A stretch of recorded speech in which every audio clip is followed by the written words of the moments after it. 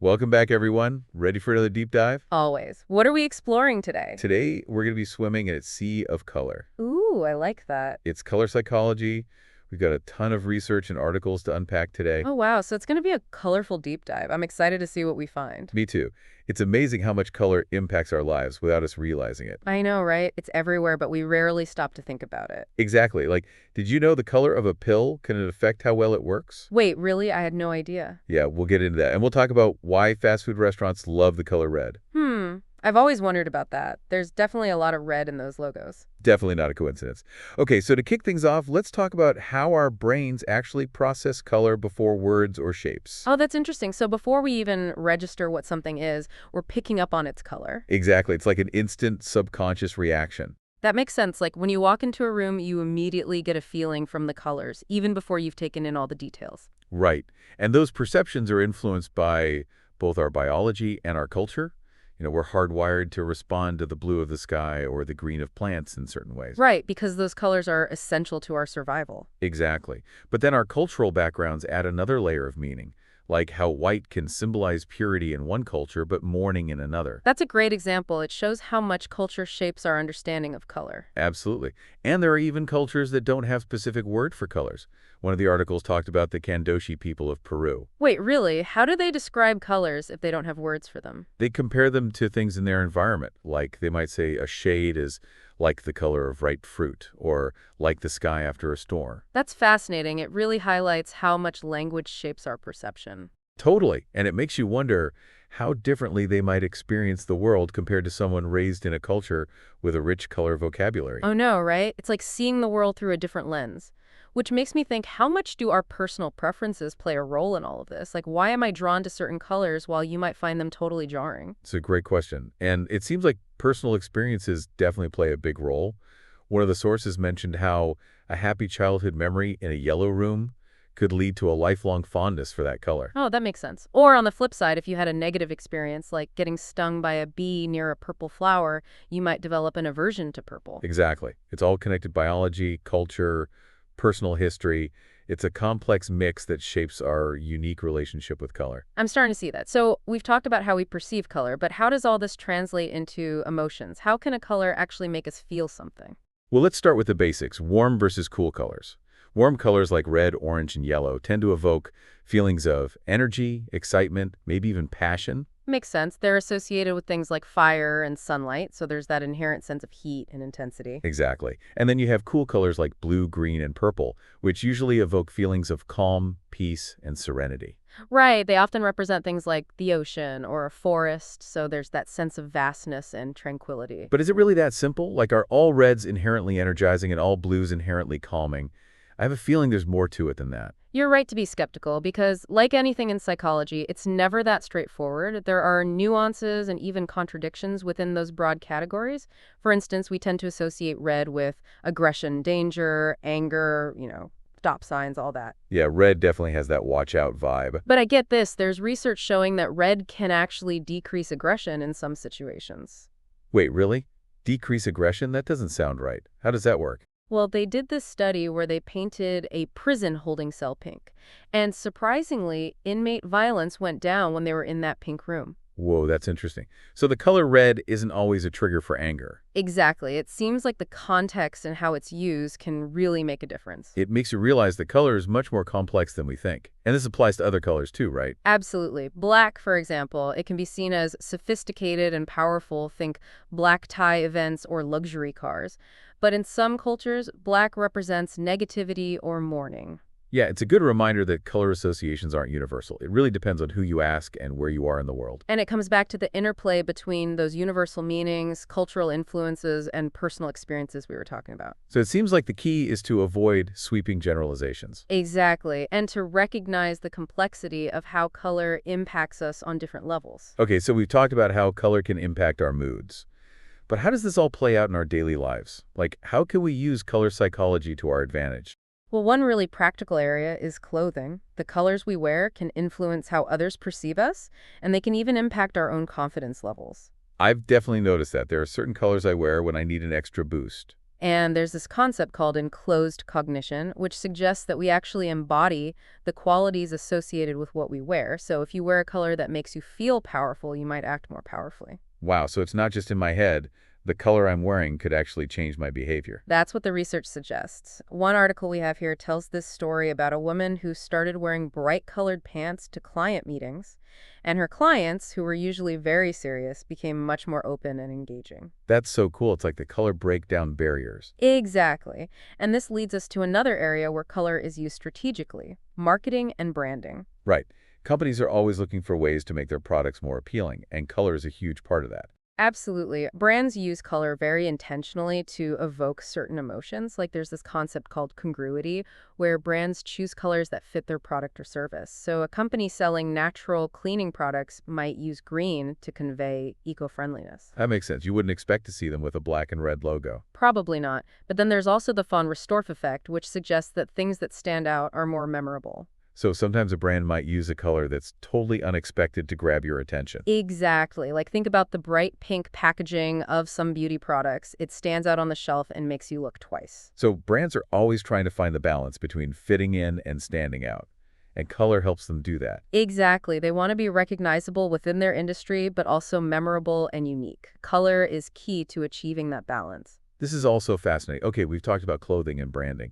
What about health and well-being? Is there evidence that color can be therapeutic?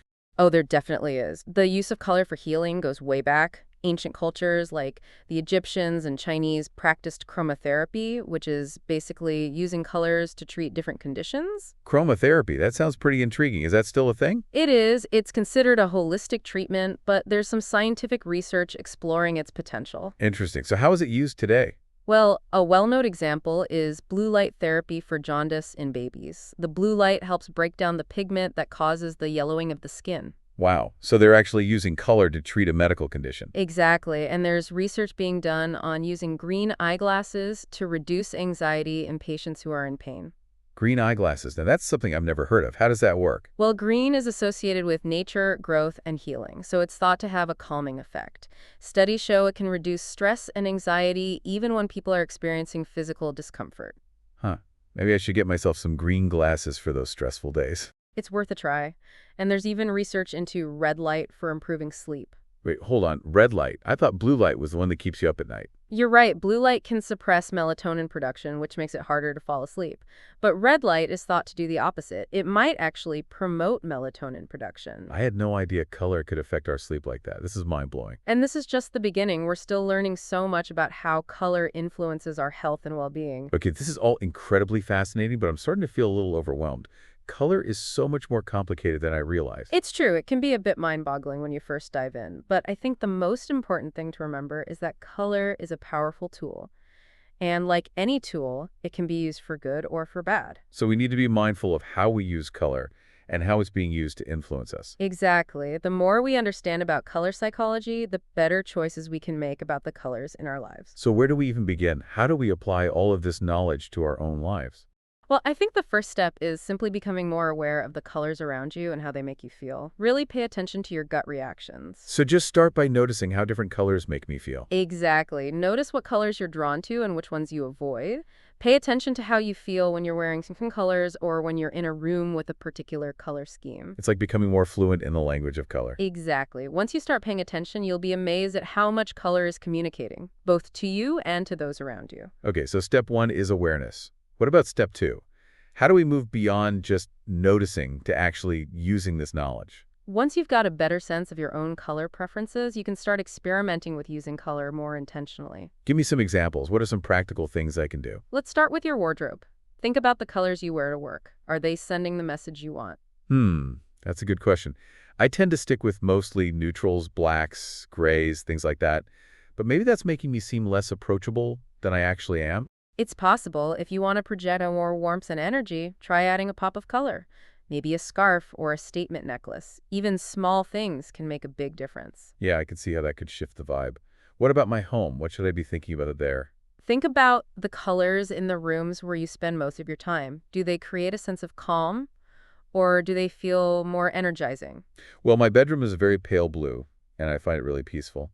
But my living room is more of a beige. and it does feel a bit boring. If you want to liven it up, try incorporating some warmer colors. Throw pillows, artwork, even just some brightly colored books on the coffee table can make a difference. Those are great ideas. I love how it doesn't have to be a huge renovation. Exactly. And ultimately, it's your space, so choose colors that make you feel good. There are no hard and fast rules. It's all about finding what works for you. Exactly. Color is meant to be enjoyed. Don't be afraid to play around with it and see what happens.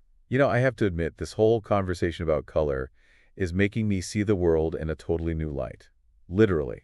I'm glad to hear that. That's the beauty of color psychology. It really opens up a whole new way of looking at It things. really does. Before we wrap up this part of our deep dive, I have to ask you about something you mentioned earlier. You said that fast food restaurants are obsessed with the color red. Why is that? Ah, yes, that's a classic example of how color is used in marketing to influence consumer behavior. Red has been shown to stimulate appetite and increase heart rate, which creates a sense of urgency. So they're basically trying to tap into our primal instincts to make us eat more. Pretty much. Think about all those iconic fast food logos: McDonald's, Burger King, Wendy's, KFC, Pizza Hut. Red, red, red. And it's not just the logos. They use red everywhere on the walls, the menus, the packaging. It's like a constant visual assault designed to make us feel hungry and impulsive. Exactly. It's all very strategic. So next time I'm craving a burger, I need to be aware of that red and how it might be messing with my mind. Awareness is key. When you understand the tactics being used, you can make more conscious choices. This is eye-opening. So color can impact our moods, our behaviors, our purchasing decisions, even our appetites. It's everywhere. It really is, and it's amazing how much we take it for granted. This has been such an incredible deep dive so far. I feel like I'm seeing the world in a whole new way, literally. But before we wrap things up completely, I have one final question for you and for our listeners. I'm all ears. Knowing what we know now about the power of color, what changes are you inspired to make in your life? Maybe in your wardrobe, your home, your work life? What will you do differently with this new knowledge? Well, I think I'm going to try to bring some more green and blue into my home office. Ooh, I like that. Create a sense of calm and focus. Yeah, I could definitely use a little more of that in my life. For me, I think I need to be more adventurous with my wardrobe. Oh, that's a good idea. Yeah, try wearing more color, especially those ones we talked about that boost confidence and energy. That's the spirit. And don't forget to pay attention to the colors that brands are using. Oh, I'm going to be watching out for that fast food red from now on. It's amazing how much they use it, right? It's everywhere. I know. But now that I know the trick, I'm not going to fall for it so easily. That's the power of knowledge, right? The more we understand about color psychology, the better choices we can make. Exactly. It's funny, before we started this deep dive, I never really thought much about color. It was just there. It's one of those things that's so fundamental to our experience, we often take it for granted. Totally. But after all this research and these conversations, I'm starting to realize just how powerful and complex it really is. Absolutely. It's a whole hidden world waiting to be explored. Well said. And that makes me like, maybe we should do a follow-up deep dive sometime. There's still so much more to uncover about the psychology of color. I'm in. You are so many fascinating avenues we could explore, like the use of color in art therapy or how color impacts our memory. So many possibilities. I think our listeners would be into that. But for now, I think it's time for us to start wrapping up this deep dive. I agree. It's been a pleasure exploring the colorful world of color psychology with you today. The pleasure was all mine. And to our listeners, thank you for joining us on this journey of discovery. We hope you've learned some new things about color and how it influences our lives. And we hope you'll come back for another deep dive with us soon. But before we say goodbye, let's leave our listeners with one final thought. I like it. What do you have in mind? This deep dive has been all about raising awareness of the power of color. So as you go about your day today, we challenge you to really pay attention to the colors around you. Notice how they make you feel, how they're being used, and how they're shaping your experience. Because even though we don't always realize it, color is constantly communicating, whispering secrets, and influencing our thoughts, feelings, and behaviors.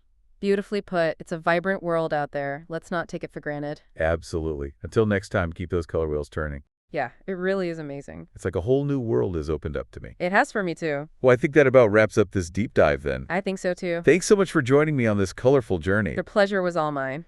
I think I can speak for both of us when I say that we've both learned so much today. Absolutely. So to all of our listeners out there, thank you so much for tuning in to another deep dive episode. And remember what we talked about today. That's right, color's a powerful tool. So use it wisely. And most importantly, have fun with it. Exactly. That's it for us today. See you next time. Bye, everyone.